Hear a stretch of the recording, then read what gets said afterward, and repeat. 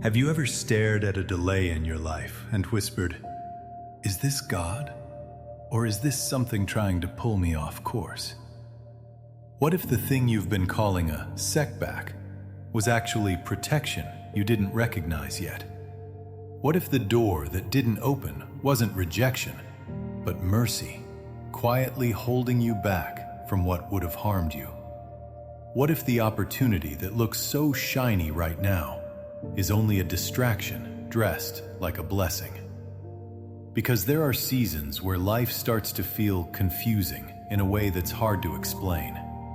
You're still praying, still trying, still showing up, but inside, it's like you can't tell what's real anymore. One moment you feel hopeful, the next moment you feel unsure. And somewhere in between, you keep asking, "God, are you leading me? Or am I just chasing something because I'm tired of waiting?" And that question can quietly drain you. Not because you don't have faith, but because you're human. Because sometimes the hardest part isn't the pain. It's not knowing what the pain means. It's not knowing if the silence is a sign to keep going or a warning to stop. And maybe you've been trying to stay strong for so long that you don't even know how to admit this out loud. You miss clarity. You miss feeling steady inside. You miss that sense of, "I know God is with me." Not as an idea, but as something you can feel in your bones. So you keep scanning your life for evidence, a sign, a moment, a pattern, a whisper. Something that tells you you're not lost, you're still being guided. And if we're honest, sometimes it feels like the world is loud and God is quiet. So many voices, so many opinions, so many choices. And yet, the one voice you want most feels far away. But listen, before we go any deeper, I want you to breathe for a second. Not to force peace, not to pretend you're okay, just to let your soul exhale. Because maybe this isn't about you being broken. Maybe this is about you being invited into something most people never learn. The ability to recognize God, not only in miracles, but in moments, in delays, in closed doors, in uneasy feelings you can't explain, in sudden peace that doesn't match the situation. And if you've made it here, still reading, still listening, maybe part of you already knows. This is the kind of message you've been needing. Not a lecture, not noise, just a quiet light in the confusion. So stay with me. Not because I have quick answers, but because what you're about to discover may be the reason you've been feeling stuck between, "Is this God?" and "Is this me?" And it starts with something hidden, something powerful, something most believers overlook. A spiritual compass, a sacred sensitivity, a gift that helps you recognize what is divine and what is counterfeit. And once you begin to see through it, you'll never see your life the same way again. There's a specific kind of exhaustion that doesn't come from doing too much. It comes from not knowing. Not knowing whether you're supposed to keep waiting or finally move. Not knowing whether the resistance you feel is a warning or simply part of the process. Not knowing whether God is closing a door or whether fear is locking it from the inside. And that uncertainty, it wears the heart down in slow motion. Because from the outside, you can still look fine. You can still smile. Still say, "I'm good." Still keep busy. Still post like nothing's wrong. But inside, there's a quiet tension. A constant second guessing. a loop that repeats itself at night when everything goes silent. Did I miss something? Did I hear God wrong? Am I being tested, or am I being tricked? And when you've been in that place long enough, you start to lose trust in your own spiritual senses. You start questioning your prayers. You start wondering why other people seem so certain, while you feel like you're walking through fog. Sometimes you even blame yourself. Maybe I don't have enough faith. Maybe God is disappointed in me. Maybe I'm too messy for Him to guide clearly. But that's not truth. That's what happens when the soul is tired. Because confusion doesn't always come from rebellion. Sometimes confusion comes from wounds, from betrayal that made you cautious, from disappointment that made you guarded, from waiting too long that made you desperate for anything that feels like progress. And in that desperation, even the wrong thing can feel like relief. A new relationship can feel like healing, even if it's not healthy. A quick opportunity can feel like provision, even if it costs your peace. A sudden yes can feel like God, even if it's just your heart trying to escape the ache of not yet. That's why this is so heavy. Because when you can't discern, you don't just make decisions, you make guesses. And guesses lead to detours. Not always because you're careless, but because you're longing for direction so badly that you'll grab anything that resembles it. And maybe that's what you've been living in. Not rebellion, not laziness, not a lack of love for God. Just disorientation. Like you're trying to read a map in the dark. And it's painful because you want to feel close to God again. Not in a dramatic way, just in a steady way. The way you can breathe and say, even if life is hard, I know I'm being led. But right now, it can feel like silence. And silence can trigger old fears, because silence makes you wonder if you're alone. It makes you wonder if your prayers are bouncing off the ceiling. It makes you wonder if God is withholding, or if you're simply not hearing.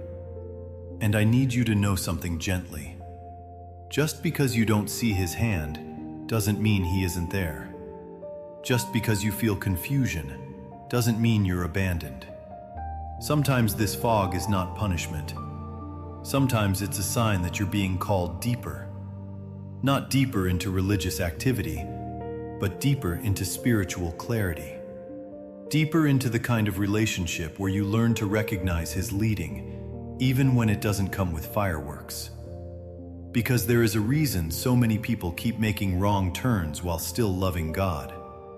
There is a missing key, and when that key awakens, it changes everything. Maybe the problem was never that God stopped speaking. Maybe the real struggle has been learning how He speaks now. Because the truth is, God rarely shouts. He doesn't compete with noise. He doesn't force His will. He doesn't rush you with pressure. He whispers. And whispers are easy to miss when the heart is overwhelmed. What if the confusion you've been feeling isn't proof that you're off track, but evidence that you're standing at a crossroads where discernment is required? What if this season isn't about choosing faster, but choosing wiser? There are moments in life when faith alone isn't enough. Not because faith is weak, but because faith needs direction. You can love God deeply and still follow the wrong voice. You can be sincere and still be misled. Not because you're bad, but because not every voice that sounds good is God. And not every open door was opened by heaven. This is where many people get stuck. They pray for blessings, but don't ask for clarity. They ask God to move, but don't ask Him to reveal what to ignore. They assume every opportunity is divine, every delay is failure, every discomfort is the enemy. And slowly, without realizing it, they drift. Still spiritual, still believing, but no longer aligned. And here's the gentle reframe that changes everything. Discernment is not about being suspicious of life. It's about being sensitive to God. It's not about fear. It's about intimacy. It's not about overthinking. It's about tuning in.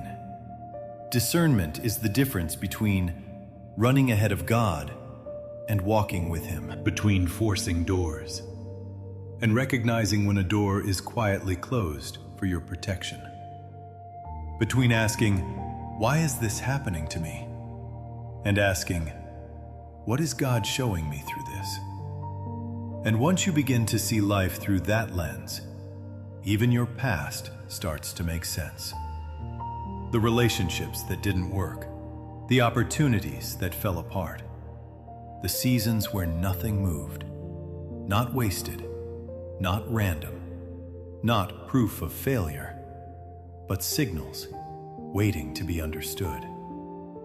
So this is the invitation, not to learn a concept, not to gain information, but to step into a journey of awareness, a journey where you learn to recognize God's voice in the silence, His protection in rejection, His guidance in interruption, His presence in the ordinary.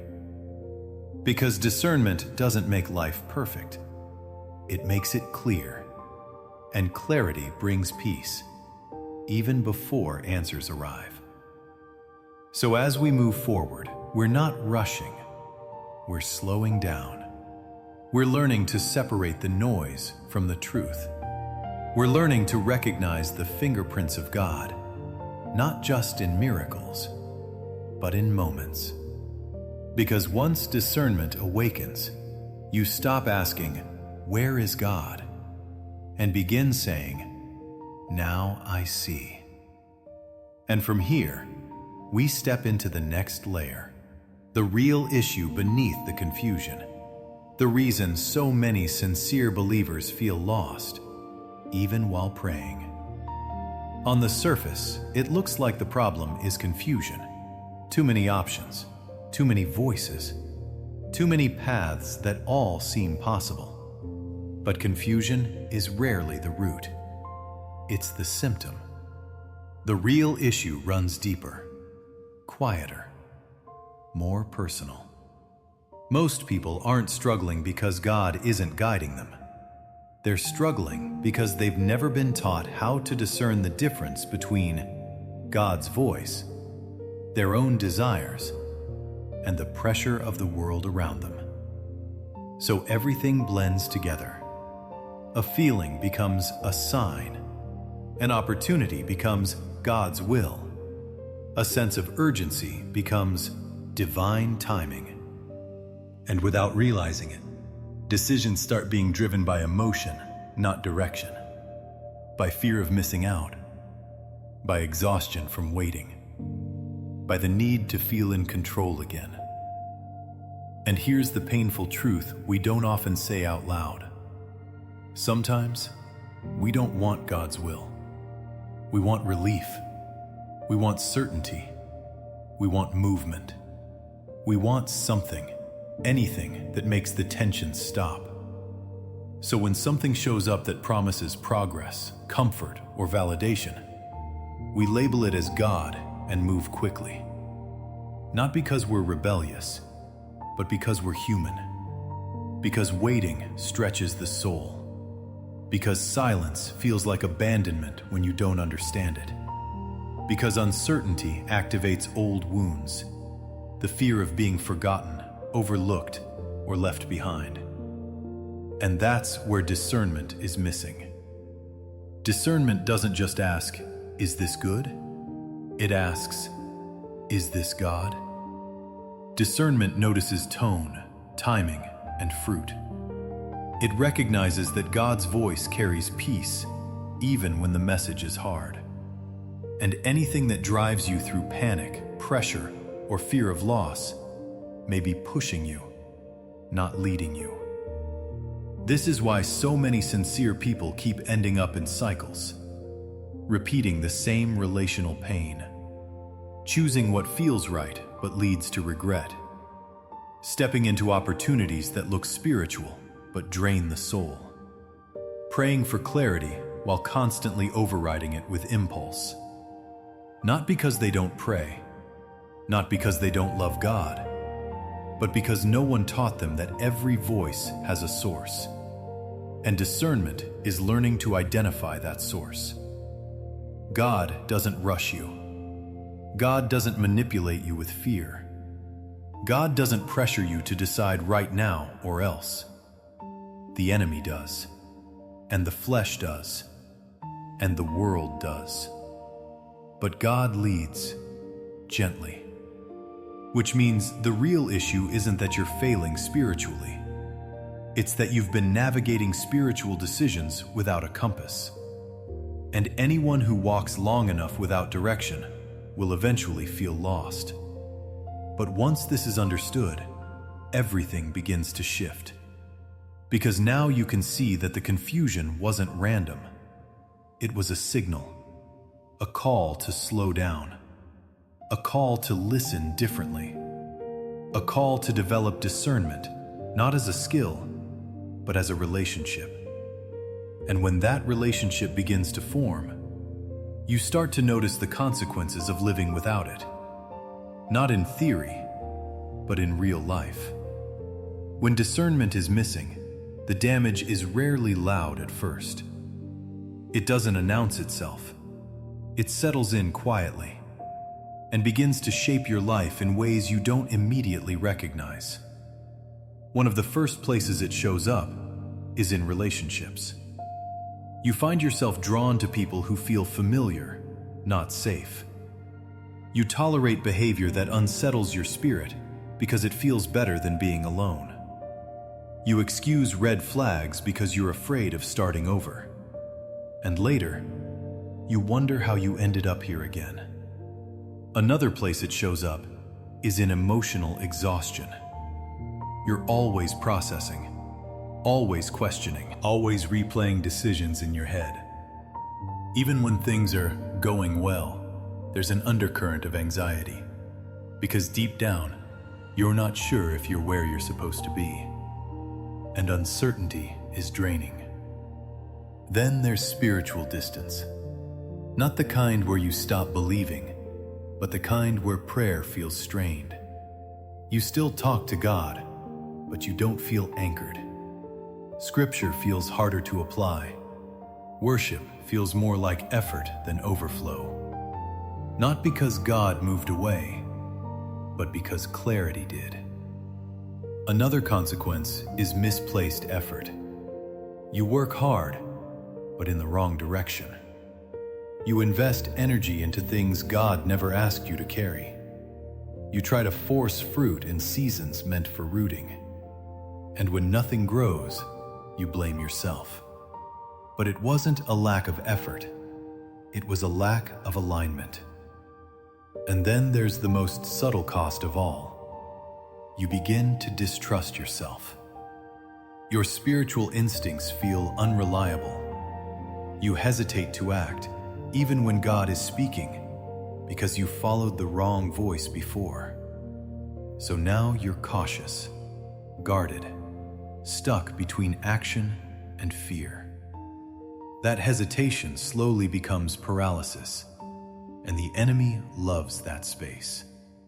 Because confusion doesn't just delay you, it disconnects you from peace, from purpose, from confidence in God's guidance.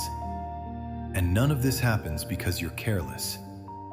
It happens because discernment is rarely taught, yet deeply needed. Without it, life feels like trial and error, a series of reactions instead of revelation. And over time, the heart begins to carry quiet grief. I thought I'd be further by now. I thought I would feel more settled.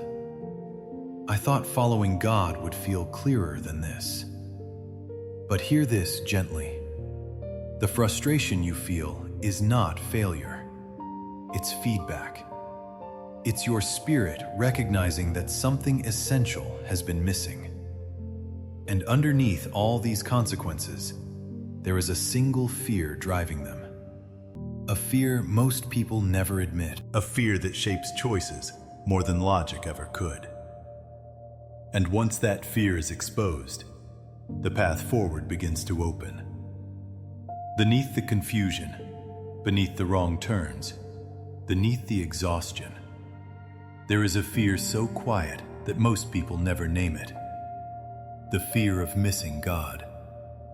Not losing faith, not walking away, but choosing something and realizing later that God was never in it.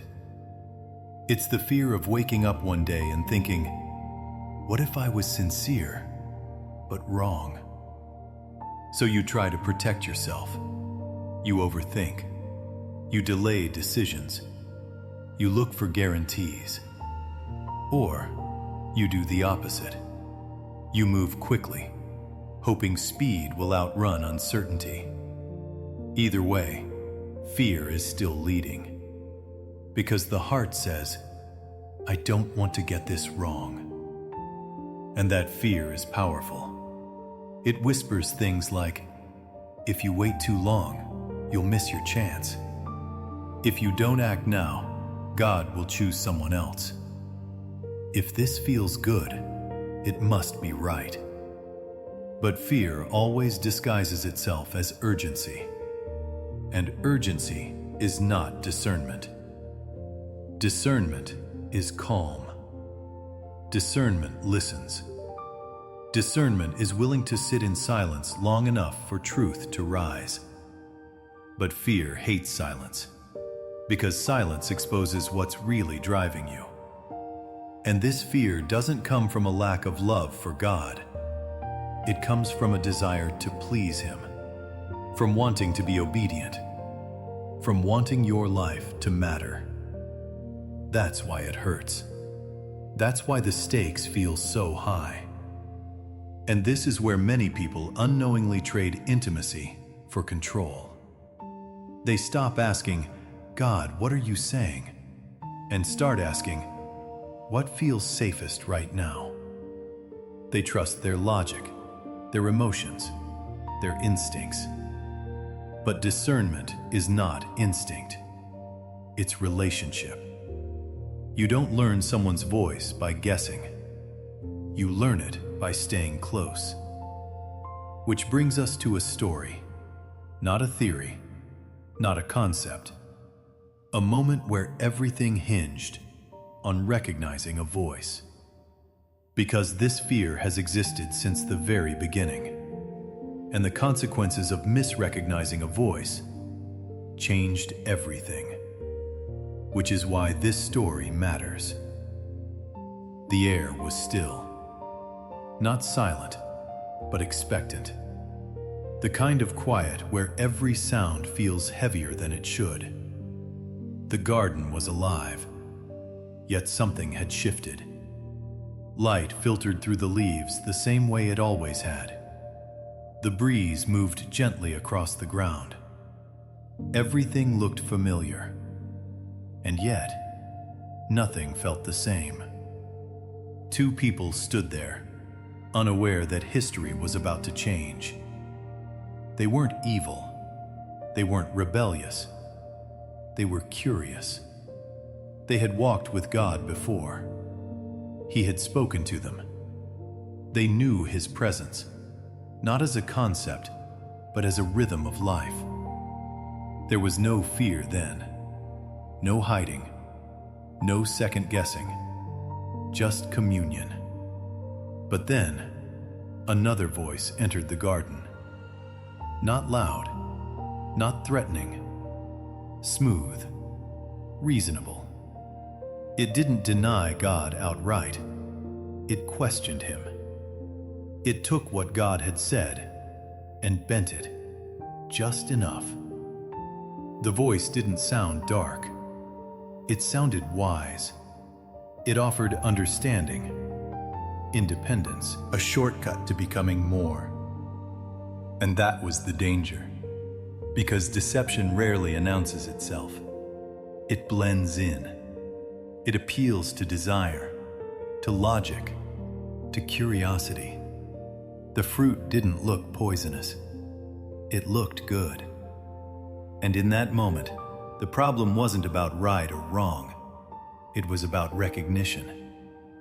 Whose voice was this? Which presence was speaking? They had heard God before, but now there was interference. And the tragic part? They didn't reject God.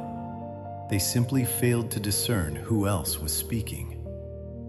One voice led to life. The other led to separation. And the difference wasn't volume. It was familiarity. They listened and they acted. And in that single choice, clarity was lost. And something else entered the world. Confusion. Fear. Distance. Not because God left, but because the wrong voice was trusted. And the garden, the place of clarity, connection, and peace, was lost. Not through hatred, but through misdiscernment. And that's where the story turns. Because once a voice is followed, there are consequences. Not all of them immediate, not all of them visible, but all of them real. The moment passed quietly. No thunder, no warning, no sudden collapse of the world. Just a choice. And choices always feel small when they're made. The fruit was taken, shared, consumed. And at first, nothing happened. That's how deception works. It doesn't punish immediately. It waits. Then, slowly, awareness shifted. Not upward, but inward. They noticed themselves, their vulnerability, their exposure, their difference. What once felt natural now felt unsafe. What once felt open now felt fragile. And something new settled into their hearts. Fear. Not fear of danger, fear of being seen. The voice they had trusted didn't stay to guide them. It never does. It made its suggestion, then disappeared.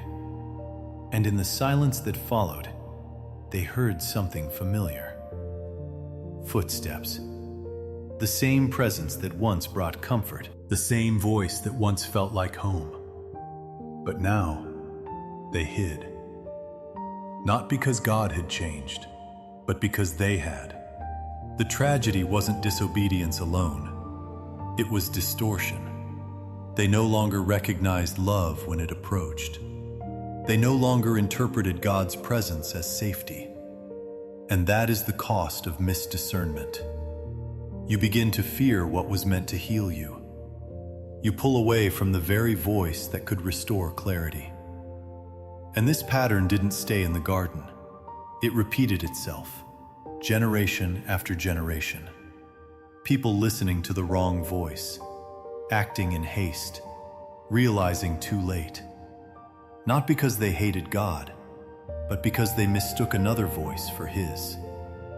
And this is where the story becomes painfully familiar. Because haven't we all done this?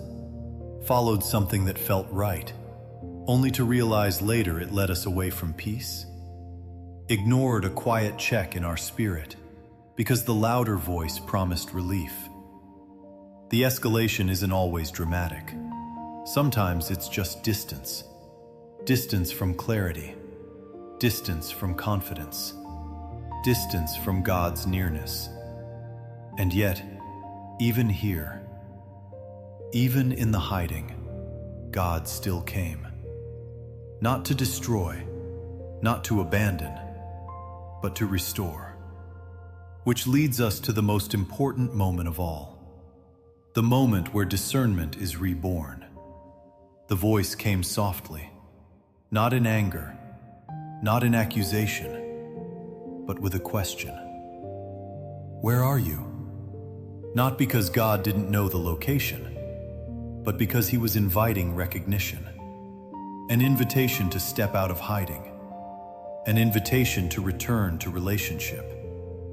That question echoed through the garden and through history. Because it was never about geography. It was about awareness. Something had been lost. Not God's presence, but the ability to perceive it without fear. And even then, God did not withdraw. He clothed them. He covered their shame. He acknowledged the fracture, but he also planted a promise that the story would not end in deception, that clarity could be restored, that discernment, once broken, would one day be healed. This moment was not just about failure. It was about hope.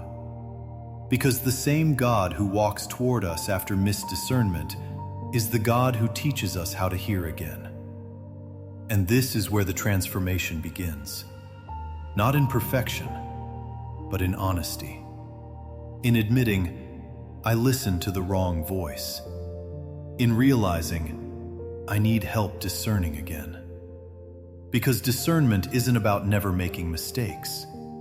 It's about learning to return quickly, to retune the heart, to recognize God not as a threat, but as a refuge. And here's the quiet miracle. The garden may have been lost, but the path back to God's voice was never closed. It just required humility, attention, relationship. And that same invitation is being extended now to you. Because this story isn't ancient history. It's a mirror. And the moment you recognize it, something shifts. The question is no longer, did I fail?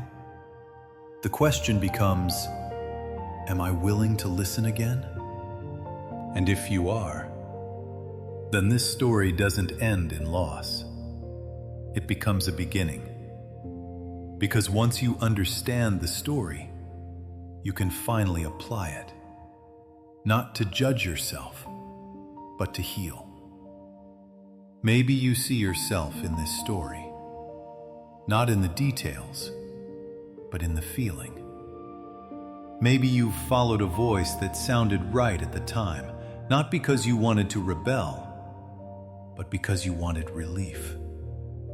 Maybe you trusted an opportunity, a relationship, a decision, and only later realized it pulled you away from peace. And now, you're standing in the aftermath, not destroyed, just uncertain. Maybe you've been hiding a little, not from God, but from the disappointment of admitting, I thought this was you. Maybe prayer has felt different since then, a little quieter, a little heavier. Not because God withdrew, but because you're afraid of mishearing again. And maybe, just maybe, you've been carrying shame that doesn't belong to you. Because discernment isn't automatic, it's learned. And no one learns without listening, and sometimes listening to the wrong voice first. So if part of you feels tender right now, that's okay. This isn't a moment for correction. It's a moment for compassion. Because God doesn't respond to confusion with condemnation. He responds with invitation. Where are you? Not to expose you, but to bring you back into clarity.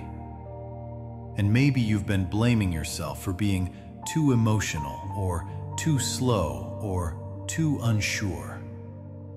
But what if this sensitivity isn't weakness? What if it's the very soil where discernment begins? What if your discomfort is not failure, but awareness waking up? Because people without discernment rush. People gaining discernment pause. And maybe this pause you're in right now isn't punishment. It's preparation. A moment where God is gently asking you to reflect without rushing to fix anything. Just to notice, just to be honest, just to listen. And as you do, something inside you begins to stir. A recognition, a longing not just to choose better, but to hear better. And that longing always leads to tension, an inner struggle between who you were and who you're becoming. There's a quiet battle that starts once awareness wakes up. You feel it in the pauses between thoughts, in the moments when you almost act and then hesitate. Part of you wants to move forward, to fix things, correct course, regain momentum. And another part of you is afraid. Afraid of trusting again.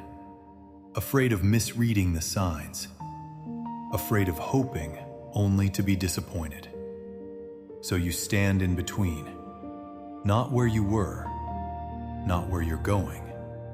And that in-between space can feel uncomfortable because it exposes regret. You start replaying decisions. If only I had waited. If only I had listened. If only I had prayed longer. And regret has a way of masquerading as wisdom. It sounds like caution, but it feels like self-punishment. And that's not discernment. Discernment doesn't shame you, it teaches you. It gently separates what you didn't know then from what you're learning now. But the inner conflict is real. You want to do better, but you don't yet trust your ability to discern. You want clarity, but silence still makes you uneasy. You want God's will, but part of you fears what it might cost. Because discernment doesn't promise comfort. It promises truth. And truth often asks you to let go of what once felt safe. This is where many people retreat. They numb themselves with distraction. They busy themselves with activity. They avoid the stillness where discernment grows. Because stillness forces you to listen. And listening forces you to confront what's been driving you. But if you stay here, if you don't run from this tension, something beautiful begins to form. Not certainty, but alignment. A slow realignment of your desires with God's direction. And in that space, a new invitation emerges. Not to be perfect, not to get everything right, but to change gently, from the inside out. Change doesn't always begin with action. Sometimes it begins with permission. Permission to slow down. Permission to stop pretending you're sure. Permission to let God lead again without rushing Him. This invitation isn't demanding. It's not pushing you to make a decision right now. It's simply asking, what if you didn't have to figure this out alone? What if discernment isn't something you force, but something you receive? Because God doesn't ask you to navigate life perfectly. He asks you to stay close. And closeness changes everything. When you stop chasing certainty and start cultivating intimacy, clarity follows. Not all at once, but enough for the next step. And that's all God ever promises. Light for the step you're on, not the whole road. This is where change becomes gentle instead of violent. You stop trying to control outcomes and start listening for direction. You stop asking, how do I fix this? And start asking, God, what are you showing me? And sometimes the change God invites you into isn't external at all. It's internal. A shift from anxiety to trust. From urgency to patience. From self-reliance to surrender. And that shift creates space. Space where discernment can breathe. Because discernment grows best in hearts that aren't panicking, in souls that are willing to wait, in people who would rather walk slowly with God than run ahead without Him. So if you're standing at a crossroads right now, you don't need to rush. You don't need to prove anything. You don't need to have all the answers. You just need to stay open. Because God isn't finished guiding you. He's simply inviting you to listen differently. And to anchor your listening, not in emotion, not in pressure, but in something deeper, something timeless, something steady, a foundation that has guided hearts long before yours. And that's where we turn next. There is a moment in Scripture where strength does not look like action. It looks like restraint. A man stands in a cave, heart pounding, breath shallow. Outside, danger. Inside, opportunity. David had already been anointed. The promise was spoken. The future was clear. And yet, he was still waiting, still hiding, still misunderstood, still hunted. Then it happened. Saul, his enemy, his pursuer, the very obstacle standing between him and the throne, walked into the cave, unarmed, unaware, vulnerable. It looked like destiny knocking.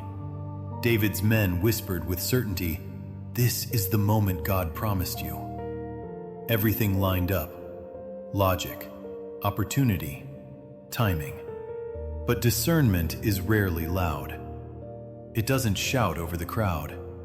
It speaks quietly to the one who is listening. David moved forward, but not to take the throne.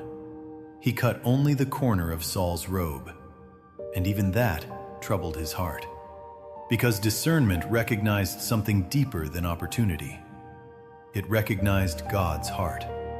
David understood something many miss. Just because God allows a moment doesn't mean He endorses an action. Just because something is possible doesn't mean it is permitted. David chose restraint over revenge, trust over control, timing over impulse. And that single act of discernment preserved his soul. Because if David had rushed the promise, he would have corrupted it.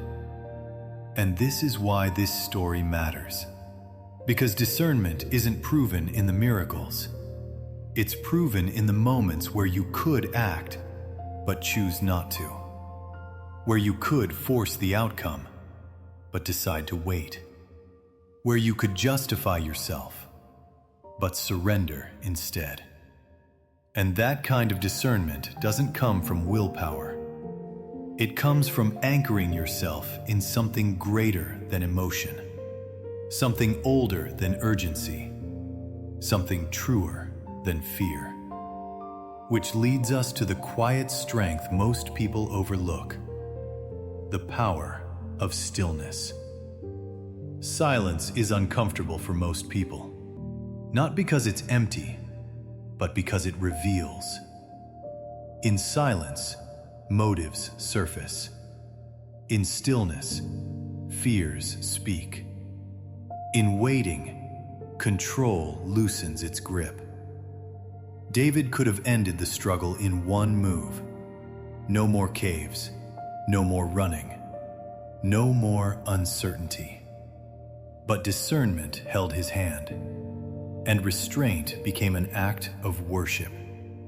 Because true strength isn't the ability to act, it's the ability not to. To wait when every nerve says move. To trust when every voice says take control. This kind of silence isn't passive. It's active surrender. It says, I trust God's timing more than my instincts. And this is where many misunderstand discernment. They think it will always tell them what to do. Often, it tells them what not to do. Not yet. Not this way. Not out of fear. Silence becomes the filter. If something demands urgency, if it pressures you to act before peace arrives, if it requires you to violate your conscience, discernment whispers, wait. And waiting doesn't weaken the promise. It strengthens it. Because what God gives in His time, He sustains with His presence. And what you force ahead of time, you must maintain in your own strength. David waited, and the throne came without blood on his hands, without guilt in his heart, without regret haunting his reign. And that is the fruit of discernment rooted in restraint. Which brings us to meaning. Because this story isn't ancient history, it's instruction for you. This story isn't asking you to become passive, it's inviting you to become aligned. Because discernment is not about delaying forever. It's about moving at the right time in the right spirit. David didn't lose the promise by waiting. He protected it. And maybe that's what God is doing in your life right now. Protecting something you can't yet see. Maybe the delay isn't denial. Maybe the silence isn't absence.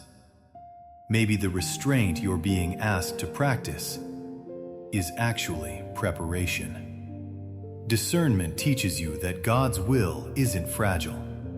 You don't have to rush it. You don't have to defend it.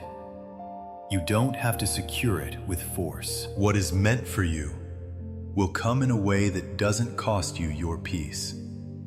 And if something requires you to compromise your integrity, your rest, or your trust in God, it may look like destiny, but it's not aligned with heaven.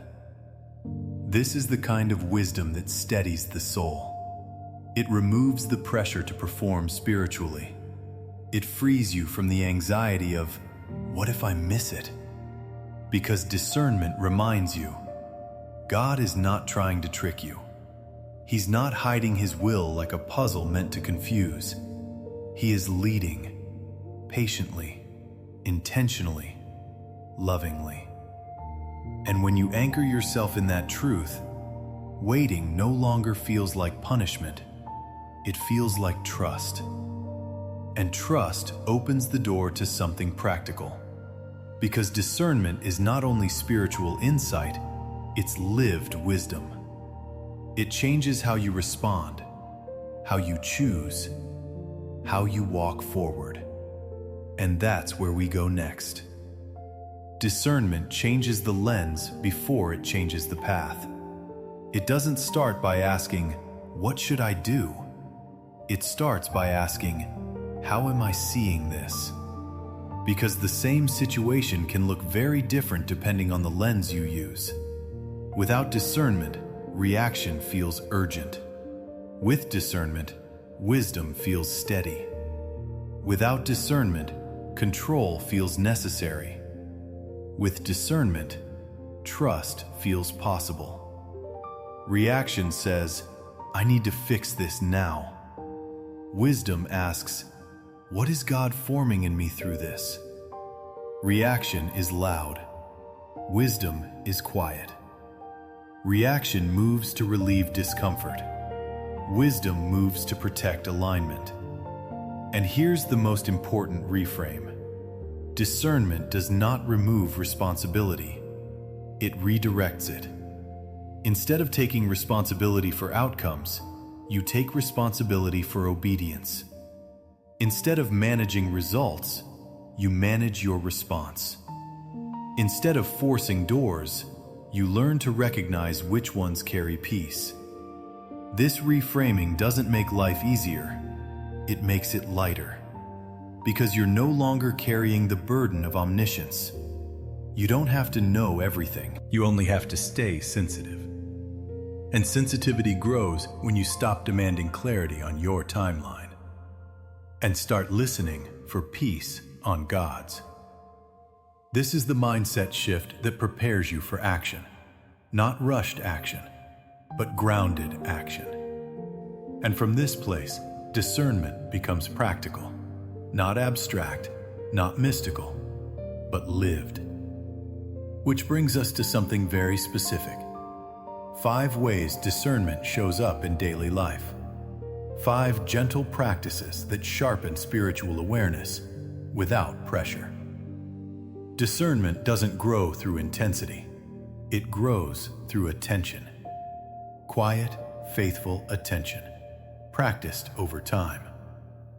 Here are 5 ways discernment begins to take shape in everyday life, not as rules, but as rhythms. 1. Pause before you decide. Explanation. Discernment begins with space.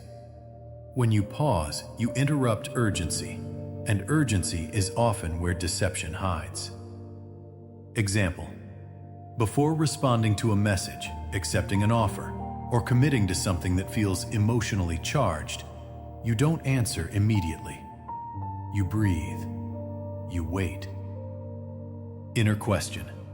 If I remove the pressure to decide right now, does peace increase or decrease? Peace grows with truth. 2. Pay attention to what drains you versus what steadies you. Explanation. God's guidance doesn't always feel easy, but it does feel anchored. Discernment notices what consistently pulls you away from rest and clarity. Example. A relationship that excites you but leaves you anxious afterward. An opportunity that looks good but costs your inner quiet. Inner question. After engaging with this, do I feel more grounded or more scattered? God's direction stabilizes the soul.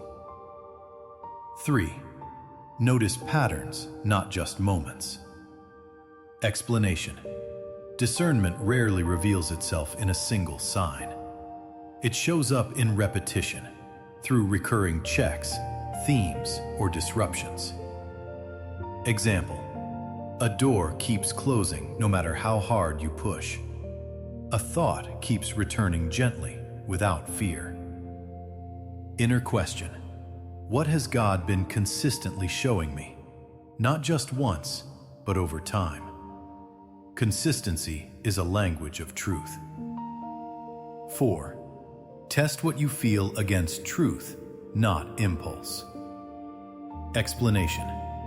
Feelings are real, but they are not always reliable guides. Discernment allows truth to lead feelings, not the other way around. Example. You feel peace about something, but it contradicts wisdom, integrity, or patience. Inner question. Does this feeling draw me closer to humility and trust, or closer to control and self-justification? True peace doesn't need defending. 5. Stay close instead of striving.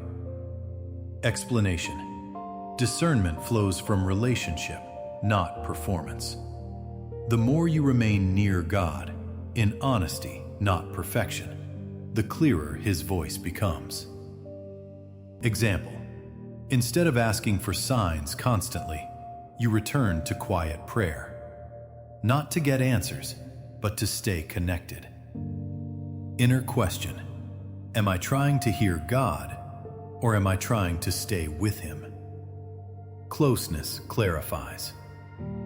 These steps don't make you immune to mistakes. They make you responsive, and responsiveness is the soil where discernment matures. But before we move on, there is something crucial that must be said. Something many spiritual teachings get wrong. Something that protects you, not just spiritually, but emotionally. Discernment is not the same as silence, and wisdom is not the same as endurance. This needs to be said clearly, gently, but firmly.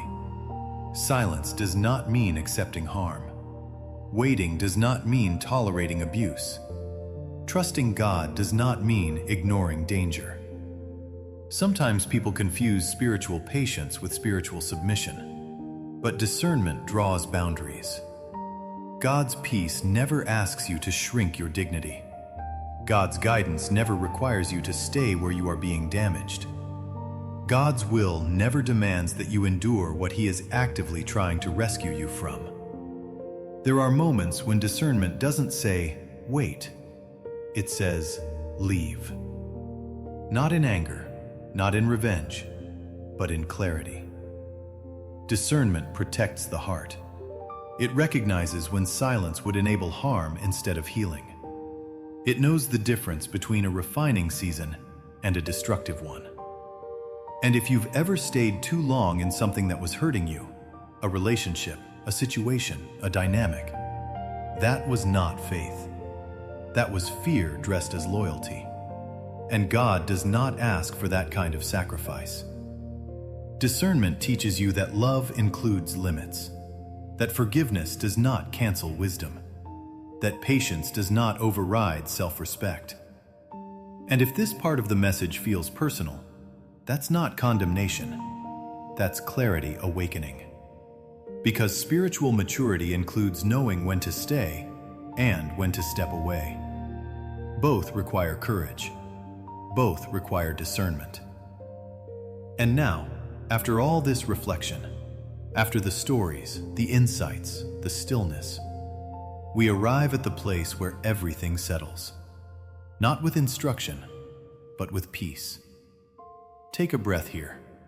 Not to rush toward resolution, but to let your spirit settle. You've traveled through reflection, memory, tension, and truth. And if you're honest, something inside you feels quieter now. Not because every question has been answered, but because you no longer feel lost inside them. Discernment doesn't arrive like lightning. It arrives like dawn. Slow, gentle, certain. You may still be in the middle of your situation, still waiting, still unsure about next steps. But there's a difference now. You're no longer grasping in the dark. You're listening. And listening is sacred. Because the moment you stop forcing clarity, clarity begins to form. This is what peace feels like.